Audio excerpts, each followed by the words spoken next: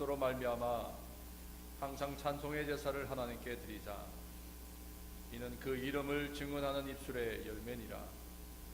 오직 선을 행함과 서로 나누어지기를 잊지 말라. 하나님은 이 같은 제사를 기뻐하시느니라. 영과 진리로 드리는 예배를 기쁘게 받으시는 하나님, 이 시간 저희의 거룩한 주일을 지켜 성전에 나와 성산이 하나님께 찬양의 제사를 드립니다.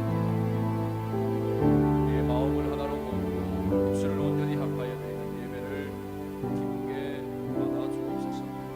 하나님께서 베풀어 주실 은혜만을 바라보고 있는 저희의 중심을 헤아리사 마음이 상한 자에게 위로 주시고 중심에 통해하는 자에게 죄사함의 기쁨을 주시며 낙심한 자들에게 구원의 큰 소망을 허락하여 주옵소서.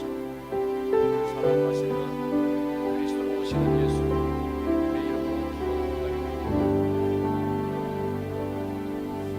전능하사 천지를 만드신 하나님 아버지를 내가 믿사오며 그 외아들 우리 주 예수 그리스도를 믿사오니 이는 성령으로 잉태하사 동정녀 마리아에게 나시고 본디오 빌라도에게 고난을 받으사 십자가에 못 박혀 죽으시고 장사한 지 사흘 만에 죽은 자 가운데서 다시 살아나시며 하늘에 오르사 전능하신 하나님 우편에 앉아 계시다가 저리로서 산 자와 죽은 자를 심판하러 오시리라. 성령을 믿사오며 거룩한 공예와 성도와 서로 교통하는 것과 죄를 사하여 주시는 것과 몸이 다시 사는 것과 영원히 사는 것을 믿사옵나이다. 아멘. 아슈레 12월 첫째 주일입니다. 우리 대강절 두 번째 주일인데 함께 주일 예배에 나오신 여러분 모두를 주님의 이름으로 환영합니다. 우리 수요 찬양과 기도의 모임 계속 이어집니다. 특별히 이번 월요일 내일부터 다음 주 토요일까지 한 2주간 정도 우리 대강절을 지나면서 우리 함께 모여 기도하고 찬양하고 또 우리 교회의 미래를 위해서 함께 마음을 함께 모으는 그런 공동 우리 대강절 특별 저녁 기도회를 우리 갖기를 원합니다. 새벽 기도 하시는 분들은 새벽 기도를 하시고 또 저녁에 오셔서 교회를 위해서 또 그리고 이 한 해를 마무리하면서 우리 삶을 돌아보고 내 자신을 다시금 추스르는 영적인 추스름의 기회를 갖는 그런 시간들입니다. 짧게나마 먼저 시작할 때 우리가 공동 기도 제목을 같이 하고요. 그리고 여러분들이 자유롭게 기도할 수 있는 시간을 좀 마련하기를 원합니다. 우리 아기 예수로 오시는 예수님이 올해는 좀 더 우리에게 좀 다른 모습으로 우리의 경험되어지기 위해서 우리 함께 대강절 특별 기도회를 하기를 원합니다. 여러분들 오셔서 조해 주시고요. 또 러미지 세일이 17일 날 우리 유스그룹 중심으로 있습니다. 여러분들 17일 토요일에 여러분들 좀 같이 봉사도 좀 해주시고요. 또 물건 도네이션도 하셔서 내년도 선교 우리 단기 선교 유스그룹 단기 선교를 위해서 선교 기금 마련하는 것이니까 여러분들 많이 협조해 주시면 감사하겠습니다. 아울러 또 유스 수련회가 26일 월요일부터입니다. 원래 계획과 좀 달리 월요일부터 수요일까지 생소회강 수양관에서 있습니다. 여러분들 축복해 주시고 또 주위의 아이들 같이 권면해 주시면 좋겠고요. 혹시 간식으로라도 아이들에 협조해 주시면 더욱 좋겠습니다. 이제 축복합니다. 찬양하면서 우리 인사하겠습니다.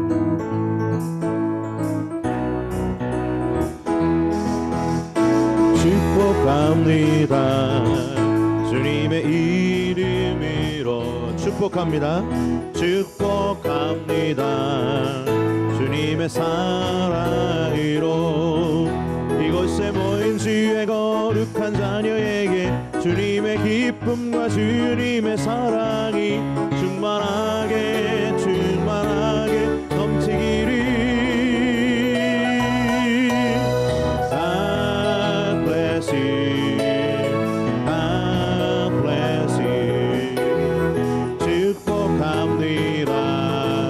주님의 사랑으로 처음부터 축복합니다. 주님의 이름으로 축복합니다.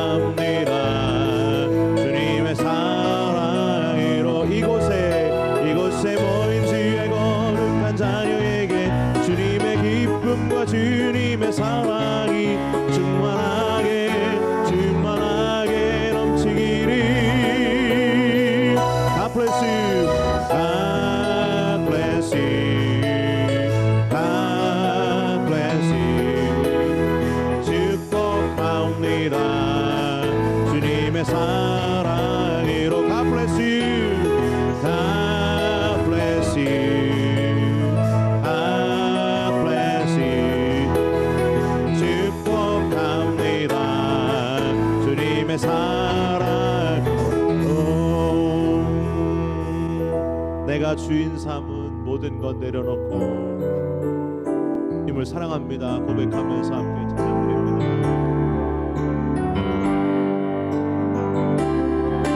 내가 주인 삼은 모든 것 내려놓고 내 주 되신 주 앞에 나가 내가 사랑했던 모든 것 내려놓고 주님만 사랑해. 내가 주인 삼은 모든 것 내가 주인 삼은 모든 것 내려놓고 내 주 되신 주 앞에 나가 내가 사랑했던 모든 것 내려놓고 주님만 사랑해. 주 사랑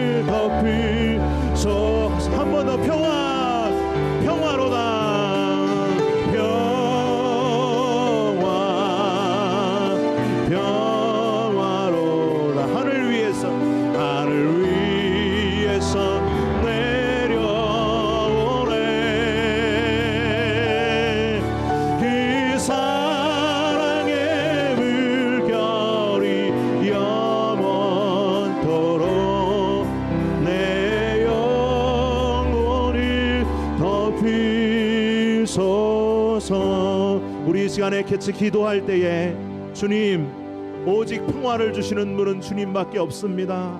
이 땅에 인간의 몸을 입고 오신 주님의 탄생을 기다리고 있는 이 대강절에 우리 마음이 평화로 가득하게 하시고 하나님이 주시는 감격으로 뜨거워지게 하여 주옵소서. 예배 가운데 성령의 충만함을 주시고 말씀 전하시는 목사님을 강하게 붙들어 주옵소서. 우리 같이 소리내서 같이 기도하겠습니다. 하나님 감사합니다. 오늘도 거룩하신 하나님 앞에 나와서 우리의 마음을 주님께 드리며 평화의 왕으로 오신 이 땅에 오신 예수님을 생각하게 하여 주셔서 감사합니다. 하나님, 오늘 이 예배 가운데 놀라운 하나님의 공수하는 은혜가 가득하게 하여 주시고 성령의 충만한 은혜가 아버지 가득가득 인도하여 주시기를 원하고 기도합니다.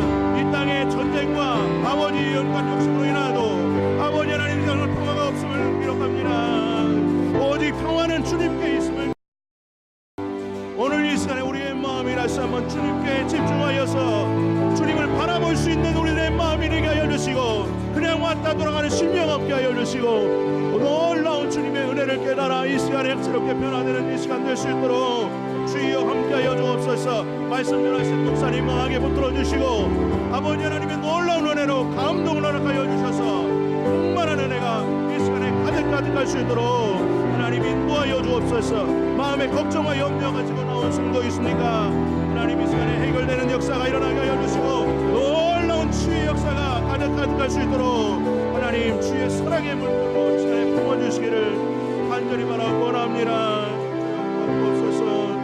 하나님 인도하여 주옵소서.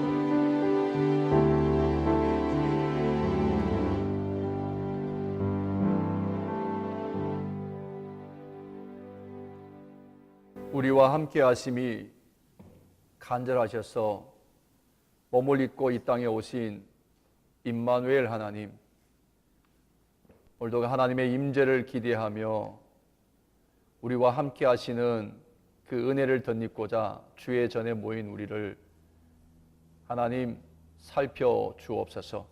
한 주간 동안 말씀으로 씨름하며 말씀대로 살기를 원하고 말씀을 묵상하며 살기를 간절히 바라 한 주간을 살다가 오늘 또 여기 섰습니다. 복 있는 자는 악인의 꾀를 쫓지 아니하며 죄인의 길에 서지 아니하며 오만한 자의 자리에 앉지 아니한다 말씀하셨고, 우리를 하여금 날마다 순간마다 여호와 하나님의 말씀을 묵상하는 자가 복이 있다 하셔서 지난 한 주간 그 말씀으로 씨름하다 오늘 주 앞에 다시 섰습니다. 하나님, 오늘 우리에게 들려주실 말씀 가운데서 또다시 한 번 더 우리의 삶이 하나님을 닮아가며 하나님을 배우며 하나님의 마음으로 우리의 심령이 뜨거워지는 역사가 일어나게 하시옵소서.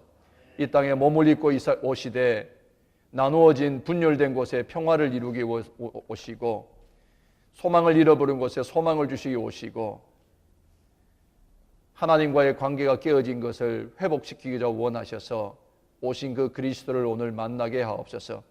나누어졌던 것, 깨어졌던 것, 부셔졌던 것, 잃어버리고 빼앗겨버렸던 것 다시 찾아 평화를 회복하는 이 아침이 될 수 있도록 인도해 주시고, 그러므로 다시 한 번 더 우리가 그리스도인으로 든든히 서게 하시며 세상에 하나님의 나라와 평화의 메시지를 전하는 사도들 되는 이 아침 되게 하시옵소서.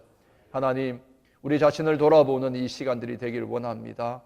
주님이 당신을 버리시고 오셨던 이 시간들, 우리 스스로 더욱 주님 앞에 성결한 자로 설 수 있도록 내 자신의 믿음을 돌아보게 하시고 내 안에 소망을 점검하게 하시고 내 안에 무엇보다 사랑의 불길을 태우는 거룩한 이 시즌이 될 수 있도록 인도하여 주옵소서. 우리의 말과 행실과 생각에까지 하나님의 은혜로 덮으셔서 우리 모든 것이 주 앞에서 모자람이 없는 자로 설 수 있도록 인도하시고, 메시아가 오시는 그날에 우리가 기뻐 춤추며 주님의 오심을 환영할 수 있는 거룩한 자로 설 수 있도록 은혜로 덮으시고 성령으로 우리를 주장하여 주시옵소서. 하나님, 이 계절에 우리가 잃어버린 것 회복하기를 원합니다. 첫사랑을 회복하게 하시고 처음 믿음을 회복하게 하시고 처음 감격을 회복하게 하시고 구원의 그 아름다운 은혜를 회복하며 누리는 이 계절 될 수 있도록 인도하옵소서. 나누어지고 깨어졌던 모든 그 상처 속에서 평화의 왕으로 오시는 예수님을 만나고 그 상처가 싸매어져 더 굳세어지는 강한 믿음 위에 설 수 있도록 인도하시고 비전 가운데 설 수 있는 은혜의 백성들 되게 하여 주옵소서. 하나님, 이 땅에 소망을 잃어버리고 살아가는 자들에게 우리가 소망이 되어줄 수 있고 소망의 나라를 비춰줄 수 있는 우리가 되게 하시고 자기밖에 모르는 세상 속에 당신을 내어주신 평화의 왕을 만나게 하여 주시옵시며 그 사랑을 온전히 증거하는 생명 공동체 될 수 있도록 인도하옵소서. 내 안에 먼저 평화가 회복되게 하여 주시고 내 가정의 평화가 회복되게 하시고 우리 공동체의 평화가 회복되게 도와주시며 온 세상과 열방에 하나님의 은혜로 평화의 노래가 넘쳐나는 시즌이 될 수 있도록 인도하옵소서.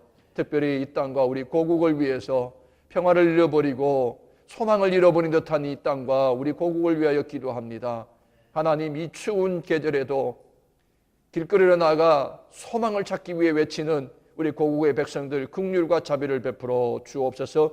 아버지, 그들 가운데 다시금 소망을 갖게 하시고 인간적인 바라는 소망이 아니라 하나님 안에서 참된 소망을 누리며 살아갈 수 있는 은혜마저 덧입게 도와 주시옵소서. 속히 그 땅에 차가운 그 모든 역사가 사라지게 하시고 다시금 따뜻한 평화와 화목의 역사가 일어날 수 있도록 인도하시며 세계가 주목하는 그 믿음의 나라가 회복되어 줄 수 있도록 인도하여 주옵소서. 교회마다 회개하는 역사가 일어나게 하시고 성도들마다 회개하며 나라와 민족을 위하여 세상을 위하여 하나님의 나라를 위하여 기도하는 나라가 되게 하시며 그렇게 선교에 앞장서는 선교자적인 우리 공동체, 우리 한국이 될 수 있도록 인도하여 주옵소서. 이 땅 미국에 살아갑니다. 이제 이민자로 사는 자들이지만 그러나 언제나 변두리 인생이 아니라 이 땅에 믿음을 새롭게 하고 이 땅에 소망을 새롭게 하고 이 땅에 하나님의 나라를 새롭게 하는 그 중추적인 허리가 되는 우리의 공동체, 우리 이민자들이 될 수 있도록 인도하여 주옵소서. 믿음으로 덧든든히 서게 하시고 그리스도의 사랑과 비전으로 서는 우리 이민 공동체들이 될 수 있도록 또한 역사하여 주옵소서.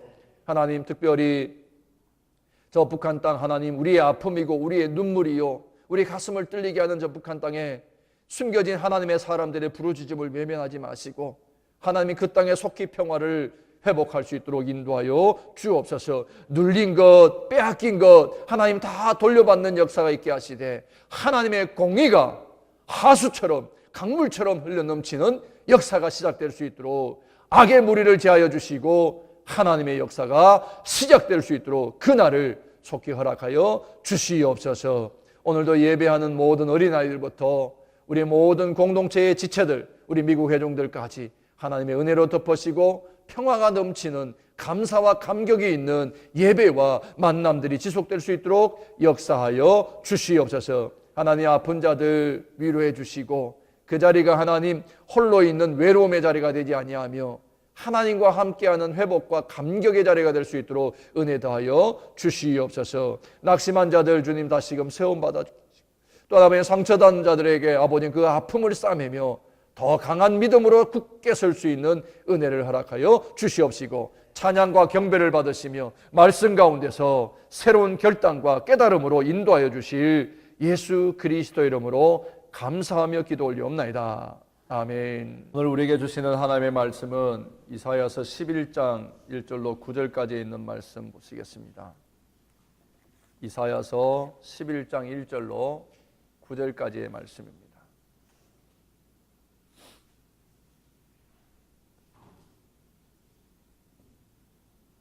제가 가진 성경 980면 정도에 있습니다. 이사야서 11장 1절로 9절의 말씀. 우리 한 목소리로 읽으시겠습니다.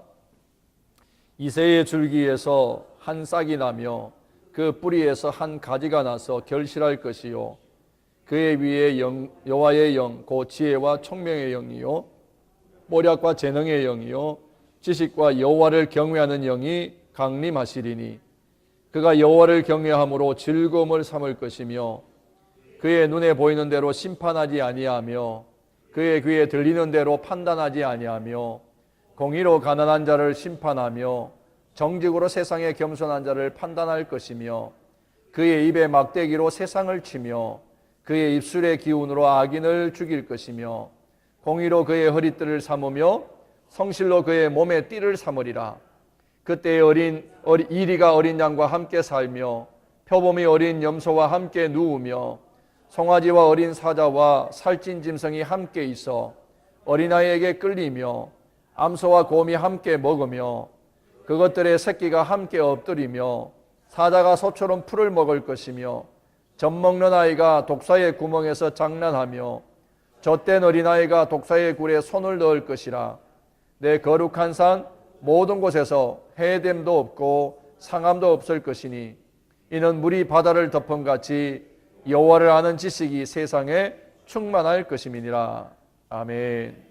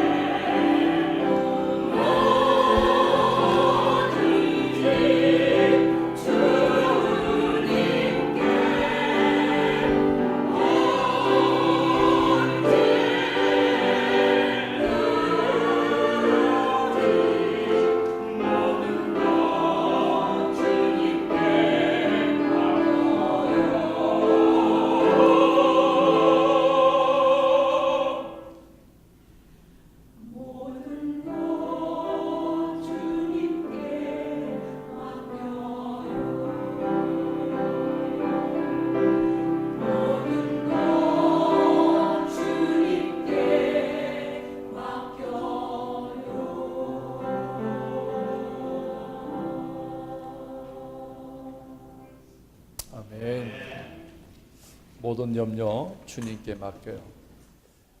올해 한 해의 마지막 달을 맞이하는 우리에게 주시는 좋은 메시지의 찬양입니다. 어느 날 숲속의 동물들이 그 숲을 평화의 숲으로 만들기 위해서 모여가지고 회의를 시작했습니다. 제일 먼저 코뿔소가 의견을 제시합니다. 전투에서 이빨을 사용하는 것은 좀 야만적입니다. 그러니까 이빨 사용을 이제 우리가 금지시킵시다. 그 대신 방어용인 뿔은 조심스럽게 사용하는 걸로 했으면 좋겠습니다. 이 말을 듣고 나서 사슴은 옳다고 찬성을 했어요. 왜? 자기에게도 뿔이 있거든요. 그런데 사자하고 호랑이는 좀 다른 의견을 내놨습니다. 그들은 자기들이 가지고 있는 이빨은 방어용이고 발톱이 공격용이기 때문에 이빨을 사용하는 걸 금지하자 그러면 자기는 이거 도저히 살아나올 방법이 없을 것 같았습니다. 마지막으로 곰이 듣고 있다가 이렇게 말했습니다. 저는 뿔이나 이빨이나 발톱 모든 것이 다 공격을 위한 무기 같은데 이 모든 것을 다 제거합시다. 그래야 우리의 숲이 평화의 숲이 될 수 있을 것 같습니다.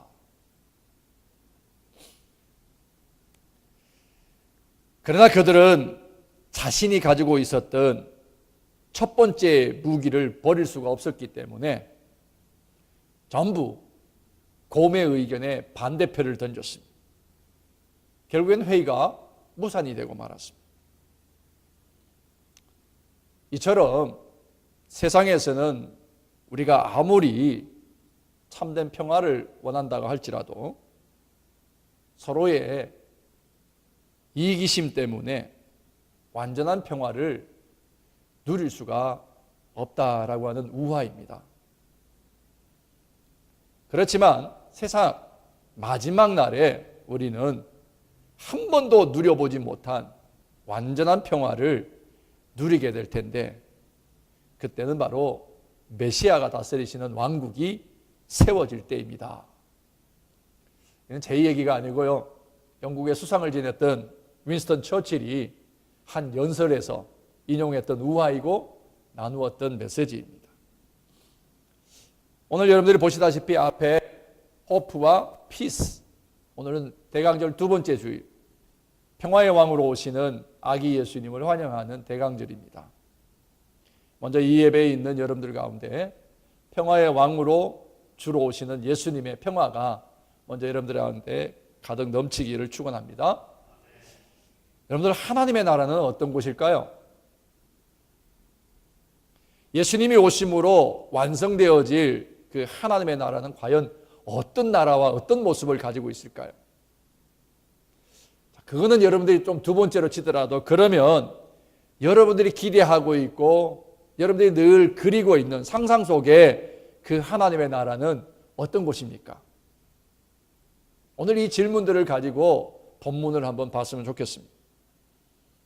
오늘은 유다 백성들이 기대하던 그 하나님의 나라와 메시아, 그리고 이사야가 선포하는 하나님의 나라는 어떤 것인지를 우리가 한번 살펴보면서 은혜 나누기를 원합니다. 본문에서 이사야 선지자가 선포하는 하나님의 나라는 어떤 곳일까요? 가장 쉽게 6절부터 9절까지를 보면 참 재미있어요. 거기에는 메시아가 다스리는 메시아의 왕국을 그리고 있어요. 내용은 우리가 잘 모르겠지만 그냥 이렇게 쭉 읽어가면 애니메이션의 만화 한 편, 애니메이션을 보는 것 같은 그러한 장면들이 6절부터 9절까지 그려져 있습니다. 이상한 동물원 같은 거죠. 이리하고 어린 양이 같이 뛰어놀아요. 표범과 어린 염소가 함께 누워서 뒹굴어요. 송아지와 어린 사자가 함께 살찐 짐승과 함께 노는데 그 무리를 누가 끌어요? 어린아이가 끌고 다니고 있어요. 암소와 곰이 함께 먹어요. 그리고 그 새끼들이 함께 엎드려서 놀고 있어요. 그리고 사자가 소처럼 풀을 뜯는 일이 있어요. 젖 먹는 어린아이가 독사의 굴에 손을 넣었어요. 그리고 장난치고 있어요. 더 놀라운 것은 그런 일들이 있는데도 불구하고 아무도 상하지 않고 누구도 서로를 해치지 않고 그거는 평화만 가득하다라는 것입니다. 여기 그리고 있는 건 잘 보면 왜 천적관계잖아요. 천적관계거나 아니면 결코 조화를 이루면서 살 수 없는 그런 무리들이 함께 어우러져 있다는 것입니다. 그런데 거기에 상함도 없고 해함도 없고 뭐만 있어요? 평화만 있다라고 그랬습니다. 이사야가 선포하는, 하나님께로부터 받아서 백성들을 향해서 선포하는 이 나라는 뭐예요? 메시아가 다스리는 평화의 나라라는 거예요. 평화의 나라. 거기에는 고통의 흔적도 없고 서로 물고 뜯는 아픔의 그림자도 없는 완전한 평화가 있는 그런 곳이라는 것입니다. 우리가 살고 있는 이 세상의 모습하고는 비교할 수 없는 그런 나라죠. 자, 본문에서 말하는 메시아의 왕국은 뭐예요? 쉽게 말하면 이거죠. 첫사람 아담과 하와가 타락하면서부터 세상 속으로 들어오게 된 게 뭐예요? 그게 무질서예요. 하나님으로부터 주어진 질서가 깨어졌잖아요. 인간의 타락으로 인해서 질서가 깨어져 버린 무질서가 생겼고요. 강한 자가 약한 자를 어떻게 해요? 잡아먹는 약육강식과 적자 생존의 원칙이 세상 속으로 들어온 거잖아요. 힘 있는 자가 힘 없는 자를 해치고 상하게 하는 그러한 비참한 세상이 되어버렸는데 오늘 메시아 왕국은 뭐예요? 그런 비참한 일들이 다 제거되고 이리와 어린 양이 함께 표범과 양들이 함께 어우러지고 이런 온전한 평화가 이루어지는 곳, 그것이 뭐예요? 이사야가 하나님으로부터 받아 메시지를 선포하는 평화의 나라, 메시아 왕국은 이런 곳이라는 것입니다. 그럼 여러분, 정말 이런 평화의 나라는 우리가 사는 이 세상에서는 그냥 이상처럼 그냥 상상 속에만 있어야 되는 그런 나라인가요? 아니면 꿈에만 그려볼 수 있는 그런 나라인가요? 아니면 애들이 보는 만화 영화 속에 정말 상상 속에 있는 그런 나라일까요? 정말 우리가 사는 이 세상, 우리가 사는 동안에는 한 번도 이런 나라를 맛볼 수가 없을까요? 어쩌면 많은 사람들이 그래, 우리가 사는 동안에 이건 정말 불가능한 일이라고 생각할지도 몰라요. 왜냐하면 우리가 살고 있는 현실이 이걸 현실대로 본다면 이런 나라는 정말 불가능하기 때문일 것입니다. 그렇지만 우리가 하나님께로부터 부름을 받은 자고 택함 받은 자고 그리스도인이라면 이런 나라를 세상은 꿈꾸지 못하더라도 우리는 꿈꿔야 되고, 그리고 세상은 이 나라를 위하여 수고하지 않아도 우리는 이 나라를 세우기 위해서 수고를 아끼지 않아야 되는 거 아닙니까? 어쩌면 어떤 분들은 세상이 다 그런데, 세상의 현실이 그런데 나 하나 더 수고한다고 뭐 달라지겠는가? 그렇게 미리 포기하고 살고 싶은 그러한 절망적인 마음들을 가지고 있지는 않는가요? 이 세상은 인간이 점점 더 타락해 가면서 약육강신이나 적자생존은 어떻게 해요? 더 지배적인 논리가 되어 가고 있어요. 나눔과 섬김이 아니라 이제는 내가 강해지지 않으면 내가 당하는 자고 내가 빼앗기는 자고 내가 눌리는 자가 될 수밖에 없다는 약육강식과 적자생존의 원리가 더 심화되고 있는 세상에 우리가 살아가고 있습니다. 하나님이 그렇게 당신의 온 마음, 그 마음을 다 담아서 창조해서 그 평화의 세상을 사람들 뭐예요? 불의와 악한 일들과 심지어는 힘 있는 자들이 힘 없는 자들의 것을 빼앗는 횡포와 그것 때문에 눌리고 빼앗긴 자들은 울부짖는 소리가 세상에 지금 가득 차가고 있습니다. 우리가 두고 온 고국 땅에서 외치는 소리가 지금 바로 그 소리죠. 그러나 여러분, 오늘 본문은 이러한 악한 세상이라 할지라도, 이러한 불의한 세상이라 할지라도 반드시 뭐가 회복된다고요? 평화의 나라는 회복된다라고 지금 이사야가 선포하고 있습니다. 오늘 본문 이전에는 계속해서 하나님의 택한 백성들까지도 심판에 대한 예고가 계속 나갔어요. 심판되고 징계가 있을 것이라고 얘기했습니다. 그런데 오늘 여기 본문에서 그러나 반드시 하나님이 만드신 원래의 그 평화의 나라가 회복되는 날이 있을 것이라는 거예요. 어떻게 그게 가능하냐는 거예요. 어떻게?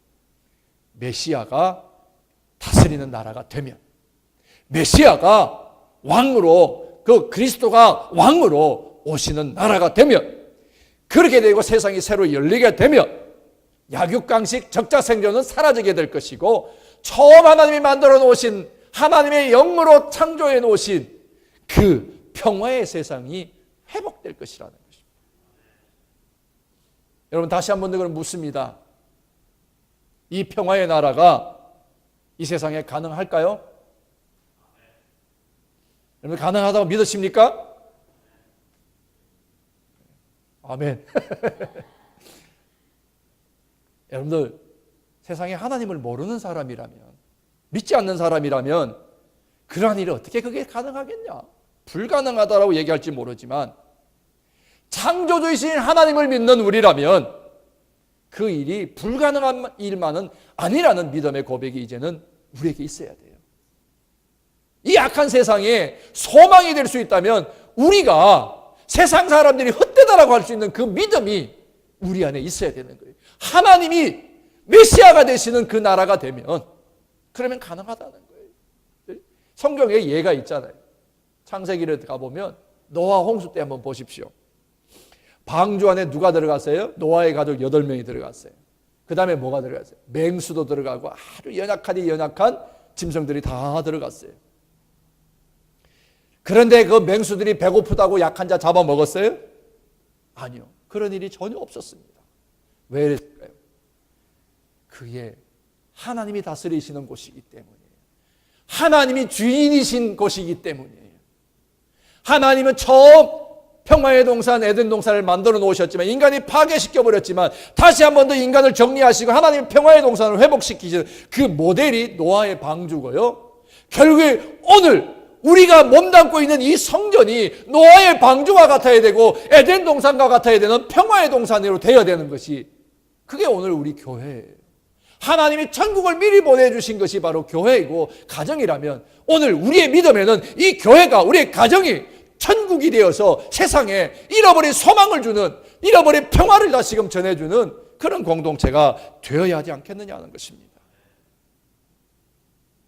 오늘 이 6절부터 9절까지 여러분 라이언킹 보시잖아요. 다 보셨죠? 라이언킹 보면 그 안에서 내가 한 그 부분에 있는 누군가라고 생각하면 서로 맹수와 약한 그 동물들이 같이 있어도 물고 뜯고 싸우지 않아도, 그래도 그 안에 평화가 이루어질 수 있는 그것을 생각한다면, 여러분, 힘 있는 자나 강한 자나 부유한 자나 권세 있는 자나 명예가 있는 자나 그 어떤 사람 때문에가 아니라 우리 모두가 하나님이 나의 삶의 주인이 되시는 그 메시아가 내 삶의 주인이 되시는 그 삶이 시작된다면 이 평화의 동산, 이 평화의 나라 절대 불가능하지 않다라고 하는 것입니다. 우리가 평화를, 우리의 삶에서, 우리 가정에서 평화를 잃어버리는 이유는 뭐예요? 우리 안에 메시아가, 그리스도가 나의 메시아가 되어주지 못하기 때문이 아니냐는 것입니다. 그러므로 오늘 이 이사야서에서 선포하는 이 말씀을 우리 다시 한 번 더 생각해야 돼요. 우리가 만약에 소망을 가진 자로 서로에게 상처를 주고 해를 가하는 이 세상 가운데 내 자신을 내어주는 그리스도처럼 희생하고 사랑으로 평화와 화목을 만들어가는 복된 삶을 시작하는 우리의 그 시작이 하나님은 아름답게 보시는 거예요. 귀하게 여기시고요, 우리에게 은혜를 베푸셔서 한 번도 맛보지 못했던 천국을 우리가 맛보며 이 세상에서 살아갈 수 있게 되지 않겠냐는 거예요. 그게 평화의 나라가 될 수 있다는 것입니다. 자, 그러면 이 평화의 나라는 어떤 나라인가? 오늘 본문에 또 보면 3절부터 5절까지 이 평화의 나라는 불의가 없는, 공의가 다스려지는, 공의가 하수처럼 강물처럼 흘러가는 것이 되어야 이 하나님이 만드신 평화의 나라가 가능하다는 것입니다. 그런데 세상이 주는 평화는 때로 불의한 경우가 많아요. 다시 말하면 힘으로 누르고 있는 평화라는 겁니다. 이거는 평화라는 말보다는 오히려 차라리 숨죽이고 있는 침묵이라고 해도 과언이 아니에요. 다시 말하면 이거예요. 힘을 가진 자에게는 시끄럽고 귀찮은 일들을 없애기 위해서 힘으로 누르고 있기 때문에 그들에게는 그것이 평화, 시끄럽고 귀찮은 일이 없으니까 평화일지 모르지만 그 힘 있는 자들에게 눌리거나 빼앗긴 자들에게는 뭐예요? 그냥 숨쉬기 있는 침묵일 뿐이에요. 언제나 그것이 열려지고 회복되어지기를 기다리는 그러한 무늬만 평화한 거죠. 그런데 메시아가 오셔서 다스리시는 그 나라가 시작되면 힘이 평화의 원리가 아니라 진짜 하나님의 말씀이 평화가 되고 하나님의 은혜가 평화가 되는 그 나라가 시작된다는 말씀입니다. 그 나라는 하나님의 의, 공의가 다스리는 나라가 되어야 한다는 말씀이에요. 그래서 오늘 4절 5절에 공의로 가난한 자를 심판하며 정직으로 세상의 겸손한 자를 판단할 것이며 그의 입에 막대기로 세상을 치며 그의 입술의 기운으로 악인을 죽일 것이며 공의로 그의 허리띠를 삼으며 성실로 그의 몸에 띠를 삼으리라. 뭘 말하는 거예요? 메시아 곧 그리스도가 오셔서 하실 사역이 뭐냐는 거예요. 그리스도가 하실 사역은 공의를 강물처럼 하수처럼 흐르게 하는 것이라. 그래서 평화의 나라를 회복시키는 것이라는 말씀이에요. 자, 공의를 위해서라면, 의를 세우기 위해서라면 뭐가 필요해요? 재판장이 필요하다는 거예요. 그래서 오늘 메시아는, 평화의 나라에 임하는 그 메시아는 공의의 재판장으로 오신다라고 표현하고 있는 것입니다. 그런데 이거는 지금 이 메시지를 듣고 있는 유다 백성들에게 굉장히 의아한 거예요. 이게 지금 기대하는 것하고 전혀 다른 거예요. 백성들이 상상했던 메시아하고는 정말 다른 그런 모습으로 오는 거예요. 당시 유다 사람들이 기대하는 메시아는 누구였어요? 공의로 다스리는 재판장이 아니었어요. 어떤 사람이에요? 현실을 해결해 줄 메시아를 기다렸던 거예요. 어떤 현실입니까? 이방인에게 착취를 당해요. 멸시를 당해요. 모멸감을 느껴요. 다 빼앗겨버리고 압제당해요. 이방인의 이 압제로부터, 빼앗김으로부터 자기 자신들을 구해줄, 현실의 문제를 해결해줄 메시아를 기다리고 있었던 것입니다. 그래서 그들이 간절히 원했던 건 뭐예요? 다윗 왕과 같은 군사적인 힘과 지혜와 지도력을 가진 그런 메시아가 오기를 간절히 기다렸던 거예요.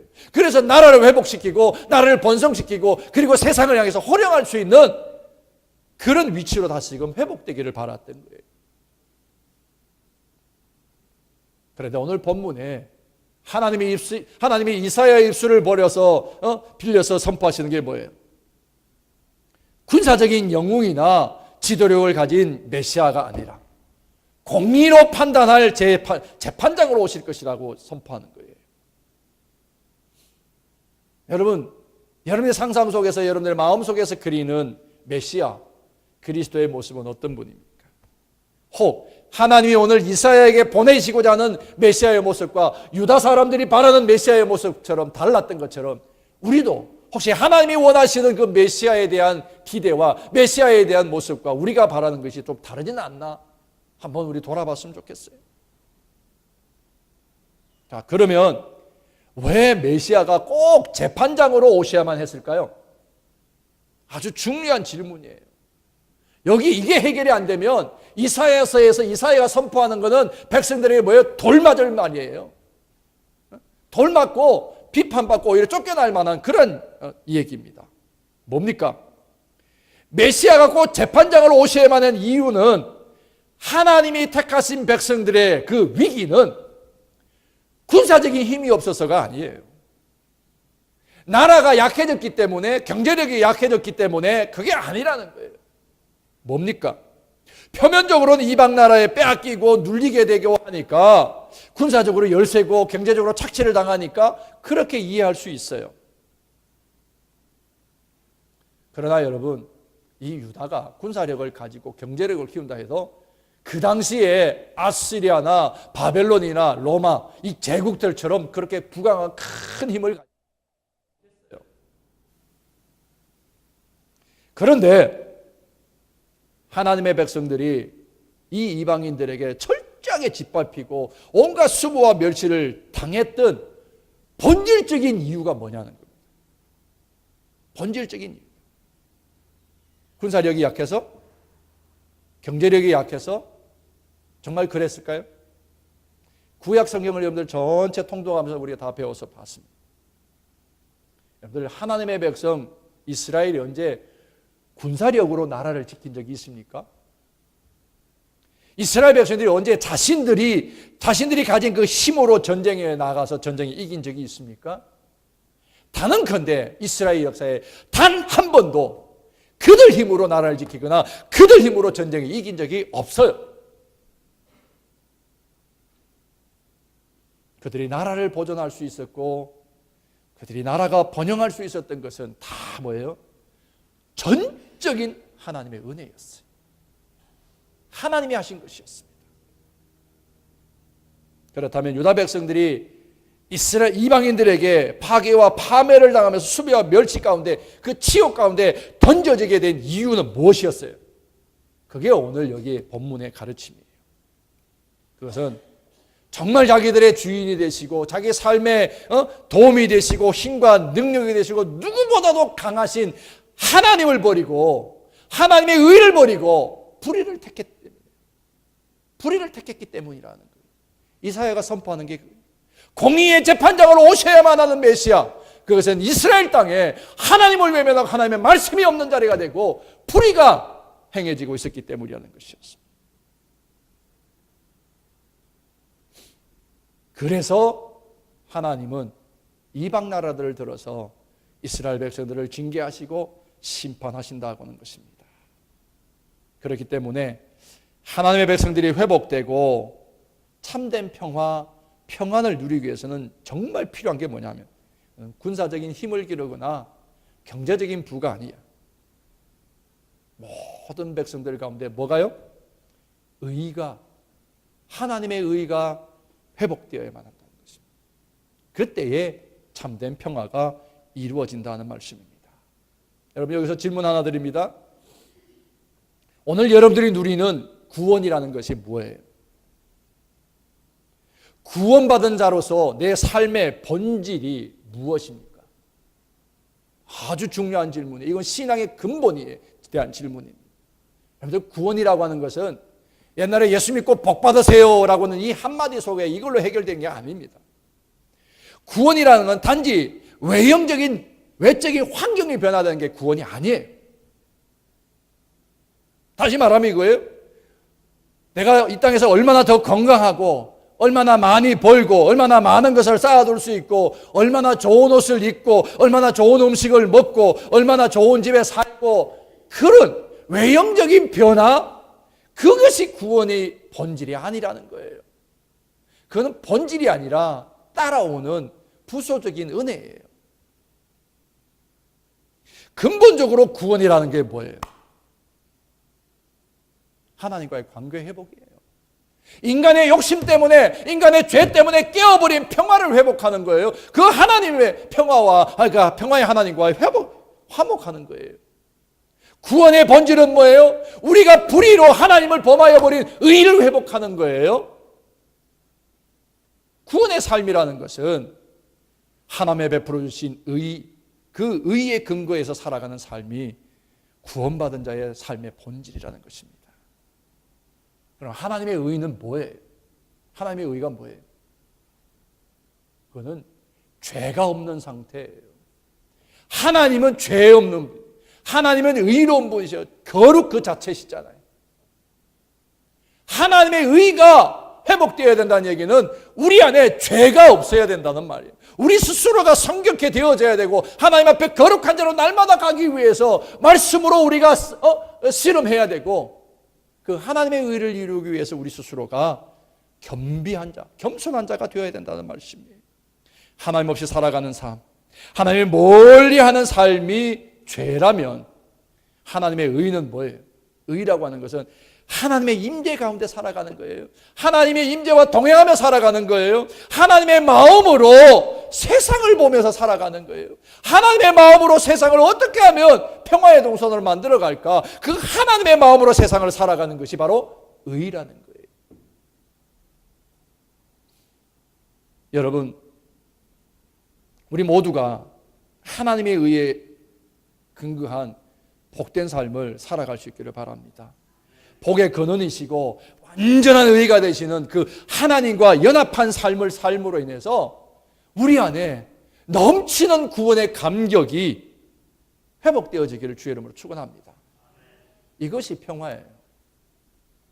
이 구원의 감격이 회복되어야, 하나님의 의를 인하여 구원의 감격이 회복되어야 우리 안에 참된 평화가 있는 거예요. 자, 그러면 세 번째로 이 불의가 없는 공의의 나라는 어떻게 가능할까요? 오늘 성경에는 하나님의 신, 하나님의 영이 이끄심이 있어야 된다 그랬습니다. 2절에 보면 장차 올 메시아가 강림하실 때 여호와의 신이 임한다 그랬죠? 거기에 여호와시 곧 성령이 임할 때 6가지의 모습으로 성령을 얘기했습니다. 그런데 마지막에 보면 그 성령을 어떤 영이라고 했냐면 여호와를 경외하는 신, 여호와를 경외하는 영이라고 했어요. 다른 말로 하면 이 여호와의 신이 임한다는 얘기는 성령이 우리 사람들로 하여금 여호와를 경외하게 만드는 영이 우리 가운데 임한다는 거예요. 하나님의 공의가 우리 안에 흘러넘치기 위해서는 우리의 삶의 방법과 지식과 이해로는 아니라 하나님의 영이 우리 가운데 있어서 하나님을 날마다 바라보며 하나님을 묵상하며 하나님을 경외하는 삶이 되어야만이 공의가 내 안에 세워진다는 거예요. 두 가지를 겸해서가 세상과 하나님이 아니라 오직 하나님의 영이 내 안에 충만, 성령이 내 안에 충만하게 하셔서 그래서 하나님을 날마다 경외하는 삶이 있어야 내 안에 공의가 회복되고 그 공의가 회복되어야 참된 평화가 우리 안에 찾아오게 된다는 말씀입니다. 성령이 어떤 분이십니까? 고린도서 12장 3절이죠. 성령이 아니시면 예수가 누구이신 것을 그리스도인 것을 알 수가 없다고 그랬어요. 성령은 곧 우리가 여호와가 하나님이신 것을 알게 하고 그분을 경외하고 예배하는 삶으로 이끌어가는 영, 그 영이 성령이라는 것입니다. 그 성령이 우리 안에 내주하시고 우리 안에 계셔야, 우리를 주장하셔야만이 우리 안에 공의가 세워지고 그래야 우리가 참된 평화를 누린다는 말씀입니다. 성령이 우리 안에 들어오시게 되면 일어나는 변화들이 많겠죠. 가장 성령이 오셔서 우리 안에 첫 번째로 우리 안에 주시는 근본적인 변화는 뭐예요? 내가 하나님을 예배하는 거예요. 하나님을 예배하고 싶은 마음이에요. 하나님을 경외하는, 하나님을 찬양하는 그 삶이 사라지고 싶다는 거예요. 성령이 무슨 영이기 때문에? 하나님을 경외하는 신이기 때문에, 하나님을 경외하게 하는 영이기 때문이라는 것입니다. 죄로부터 해방되어진 우리, 그리고 죽을 자가 생명을 얻게 된 우리가 되었을 때 첫 번째 하게 되는 게 뭐냐면 예배하고 싶은 거예요. 하나님을 높이고 싶은 거예요. 하나님을 경외하는, 찬양하고 싶은 그 일들이 우리 안에 시작된다는 거예요. 그게 참된 우리의 은혜가 된다는 말씀입니다. 마지막 네 번째로 하나님의 나라, 이 평화의 나라는 누가 주인이 되어야 돼요? 메시아, 곧 그리스도, 예수님이 왕이 되시는 나라가 되어야 되는 것입니다. 우리는 저마다 내 안에 내 공화국을 가지고 있어요. 그리고 그 공화국을 다스리는 헌법을 내가 또 다 가지고 있어요. 그리고 그 헌법을 가지고 세상을 내가 쥐락펴락하고 싶은 그런 욕심들도 다 가지고 있어요. 그러나 내 안에 내가 세워진 나라가, 내가 주인인 나라가 아니라 메시아고 그리스도가 예수님이 왕이신 나라가 되지 아니하면, 그러면 우리는 공의를 세울 수가 없어요. 평화를 회복할 수가 없다는 얘기입니다. 예수님이 이 땅에 오신 것은, 몸을 입고 이 땅에 오신 것은 평화의 왕으로 오셔서 하나님과 깨어진 관계, 평화를 회복하게 하고 깨어진 인간과의 관계를 회복하게 하고 그 안에 평화를 회복하기 위해서 오신 것이잖아요. 그 예수님이 우리의 삶의 주인이 되지 아니하면 우리는 이 평화의 나라를 회복할 수 없어요. 오늘 여기 6장 9절, 11장 6절부터 9절까지 있는 말씀은 그냥 만화 속의 애니메이션 정도밖에 안 되는 거예요. 그러나 이것이 우리 사는 날 동안에 온전해지기 위해서는 메시아가 내 삶의 주인이 되시는 그 역사가 시작되어야 되고, 나는 죽고 예수는 살아, 그것이 내 삶의 원리가 되고 그것이 내 공화국 안에 헌법이 되어야만이, 그래야만이 우리는 평화를, 진정한 이 평화를 회복할 수가 있다라고 하는 사실입니다. 사실 유다 사람들에게 있어서 선택받은 나라가 망하게 된다는 것은 상상도 할 수 없는 일이었습니다. 그렇죠? 왜냐하면 사무엘하 7장에 가보게 되면 하나님이 다윗과 언약을 하셨어요. 내가 너 위를 견고하게 할 것이고 그리고 너의 왕국을 영원히 이어가게 하겠다라고 하나님이 약속하셨잖아요. 견고하겠다 약속하셨어요. 그런데 현실은 어떻습니까? 솔로몬 이후에 나라가 둘러 갈라졌어요. 그리고 그 나라들은 항상 위태위태했습니다. 외세에 시달렸고 결국엔 나라들이 하나씩 멸망할 수밖에 없게 되었습니다. 이렇게 인간적으로 생각할 때에는, 유다 사람들이 생각할 때에는 하나님의 백성들은 하나님의 언약에 대해서 뭐예요? 회의를 품을 수밖에 없어요. 하나님이 다윗의 그 왕국을 견고하게 하셨다는데 왜 이렇게 됐을까? 회의를 품을 수도 있습니다. 그러나 이 다윗의 언약은 다윗 왕국과도 관련된 언약이지만 궁극적으로는 뭐예요? 다윗의 자손으로 태어나실 그리스도의 나라, 메시아가 다스리시는 나라에 대한 언약이었어요. 장차는 메시아가 오시고 그리스도가 오셔서 세우시는 그 완성되어지는 그 나라는 결코 무너짐이 없는 나라, 세상에 어떤 힘도 침범할 수 없는 완전한 나라, 그 나라가 될 것이라는 거예요. 그 메시아가 다스리시는 나라가 되면 우리는 여기에 이리가 어린 양과 함께 뛰노는 역사와 같이 우리에게 상함도 해함도 없고 빼앗기고 억눌려서 울부짖음도 없는 그런 나라, 평화의 나라의 주인으로 살 수 있다는 것입니다. 여러분, 참 그리스도인들, 평화를 누리는 사람들 보십시오. 그들이 돈이 있어서 평화를 누리는 게 아니고요, 권력이 있어서 평화를 누리는 게 아니고요, 그들은 비록 가난할지라도, 그들의 세상에 명예나 권세가 없을지라도 하나님이 내 안에 온자여 주시고 하나님의 영이 내 안에 있어서 그것이 감사가 되어 그 구원의 은혜가 있기 때문에 가난해도 즐겁고 자족하고, 내가 부유하지 못해도 명예가 없어도 권세가 없어도 그래도 내게 하나님이 나의 여호와가 나의 하나님이 되신 것으로 인해서 기뻐하고 즐거워할 수 있다는 것입니다. 그래서 오늘 본문 마지막 그 말씀에 뭐라고 그랬습니까? 우리가 하나님을 알아가는 것, 여호와를 아는 지식이 충만해야, 그래야 우리가 참된 평화를 누릴 수가 있다라고 말씀하셨습니다. 여러분, 그 나라 6절에서 9절까지 소개하는 그 나라, 불가능한 나라가 아닙니다. 저나 여러분들 모두가 개인이 예수가 그리스도가 되시는 내 안의 왕국이 되어진답니다.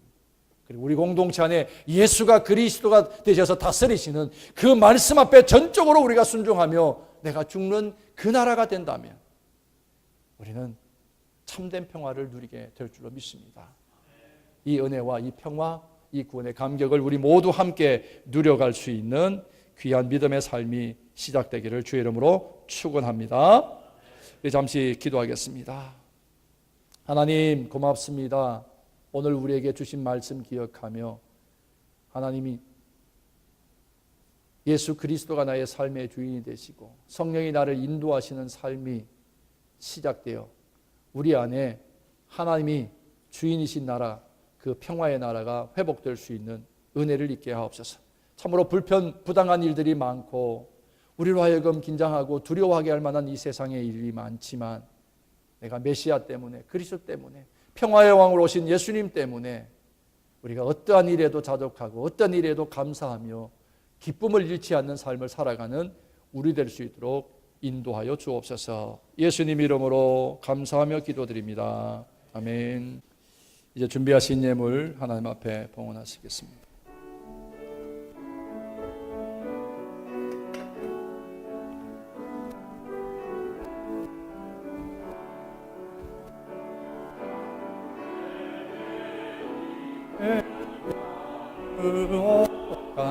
주께 가져 그 말이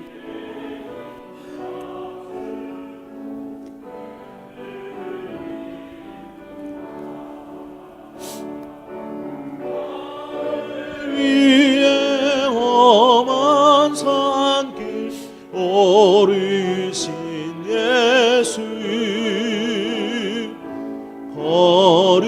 걸음마다 크신 사랑 새겨놓았네.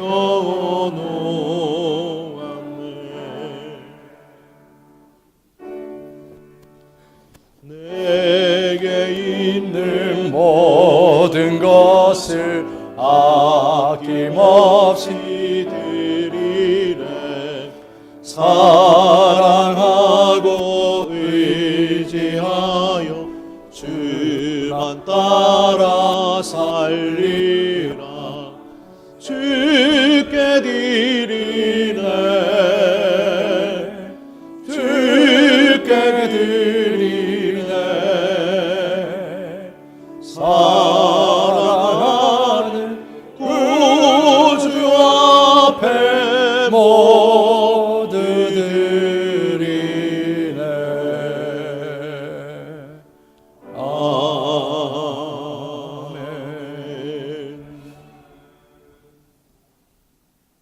주신 은혜, 주실 은혜, 이 모든 은혜에 감사하며 우리 안에 이루실 완전한 나라, 그 하나님의 다스리시는 나라를 기대하며 소망하는 자들이 예배하며 경배합니다. 내 몸 옷을 찢지 아니하면 마음을 찢어 드리는 산제물이 되려 드리는 이 예배를 흠량하시고 오늘 우리에게 약속하신 그 평화의 나라가 우리 안에 세워질 수 있도록 오늘 이 성전을 떠나는 순간부터 그리스도와 함께 동행하는 삶을 이루게 하옵소서. 또한 우리에게 허락해 주셨던 은혜 가운데 감사하며 구분한 예물들이 있습니다. 쓰이는 곳, 나타나는 영광이 있게 하시고 생명의 구원의 역사가 흥왕하게 하여 주시옵기를 바라며 황충의 난리, 기한전의 열매가 떨어질 일 없도록 역사하시고 인도하시옵기를 간절히 바라오며 축복하며 예수님 이름으로 기도 올리옵나이다. 아멘. The Lord bless you and keep you. The Lord make his face shine upon you and be gracious to you. The Lord turn his face toward you and give you peace. 여호와는 우리에게 복을 주시고 우리를 지키시기를 원하며 여호와는 그의 얼굴을 우리를 향하여 비추사 은혜 베푸시기를 원하며 여호와는 그 얼굴을 우리를 향하여 드사 평강 주시기를 원하노라. 성부, 성자, 성령 삼위일체 하나님의 은혜와 사랑과 돌보심의 역사가 평화의 나라를 회복하기를 소망하며 길떠나는 사랑하는 성도들, 우리의 자녀들 가운데 지금부터 늘 함께 하시기를 축원하옵나이다. 아멘.